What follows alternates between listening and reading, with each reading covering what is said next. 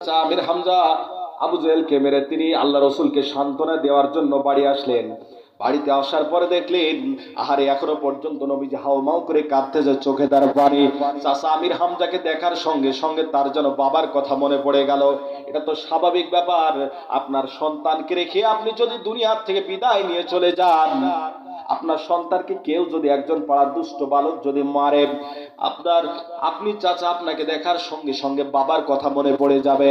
আহারে আজকে যদি আমার বাবা থাকতো তাহলে তো আমাকে কেউ মারতে পারতো না।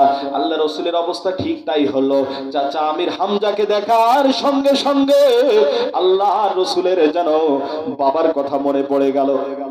চাচা আমির হামজা বুকের ভিতরে জড়িয়ে নিলেন, আরে ডাক দিয়ে বলছে, আমার কলিজার টুকরা ভাতিজা মুহাম্মদ সাল্লাল্লাহু আলাইহি ওয়াসাল্লাম, তুমি কেঁদো না, তুমি চোখের পানি মুছে ফেলে দাও আর তুমি শুনে খুশি হয়ে যাও। আমি তোমার দুশমন আবু জেহেলকে মেরে রক্তাক্ত করে দিয়েছি, তুমি খুশি হয়ে যাও। আমি আপনাদের কাছে জিজ্ঞেস করতে চাই, আল্লাহ রাসূল কি তিনি খুশি হয়েছিলেন নাকি? আল্লাহ রাসূল ডাক দিয়ে বলল, চাচা, ও আমার চাচা আমির হামজা, আমার দুশমনকে মেরে আমাকে খুশি করতে পারবেন না, আমার দুশমনকে আঘাত করে আমাকে সন্তুষ্টি করতে পারবেন না, বরং এই মুহূর্তে সব থেকে আমি সন্তুষ্ট হয়ে যাব, এই মুহূর্তে সব থেকে আমি আনন্দিত হয়ে যাব, এই মুহূর্তে সব থেকে আমি খুশি হয়ে যাব। এই মুহূর্তে তুমি যদি আমার হাতে হাত দিয়ে কালেমা পড়ে মুসলমান হয়ে যাও, চিৎকার দিয়ে বলেন সুবহানাল্লাহ। এই কথা শুনে আমির হামজার চোখ দিয়ে টপ টপ করে পানি পড়ছে। আমির হামজার গায়ের পশমগুলো যেন খাড়া হয়ে গেল। আমির হামজা হাউমাউ করে কেঁদে ডাক দিয়ে বলছে, ও আমার ভাতিজা মোহাম্মদ, মানুষ তোমাকে পাগল বলে, মানুষ তোমাকে জিনে ধরা বলে, মানুষ তোমাকে গরব ঠাকুর বলে, মানুষ তোমাকে যুদ্ধবাজ বলে, আমি তোমার দুশমনকে মেরে আসলাম, তুমি খুশি হলে না, তুমি কালেমা পড়লে খুশি হও। এর থেকে প্রমাণিত হয় তোমার মতো ভালো মানুষ আকাশের নিচে জমিনের উপরে আর একটা হয় না। তুমি যখন কালেমা পড়লেই খুশি হবা।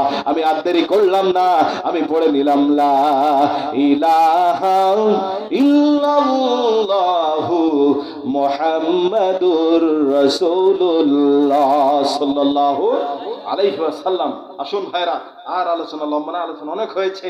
আপনাদের জন্য দোয়া করছি, আল্লাহ পাক আপনাদেরকে কবুল করুক।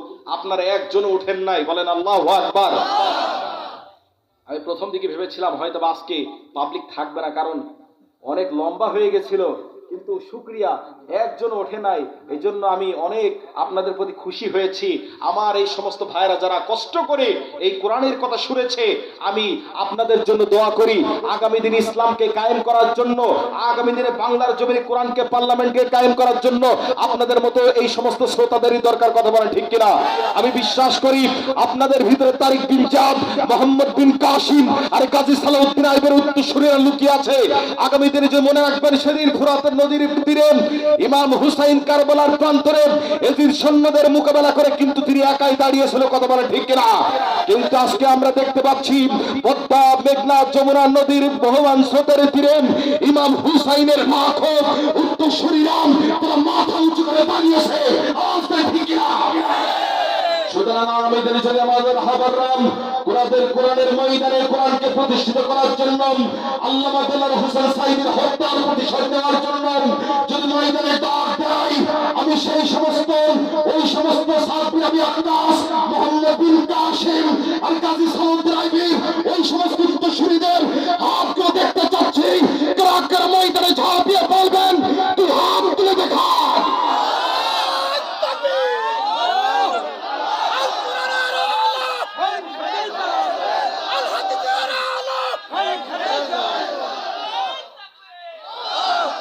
আল্লাহ কবুল করুন। বলেন ভাইরা আমার, বলেন আমিন।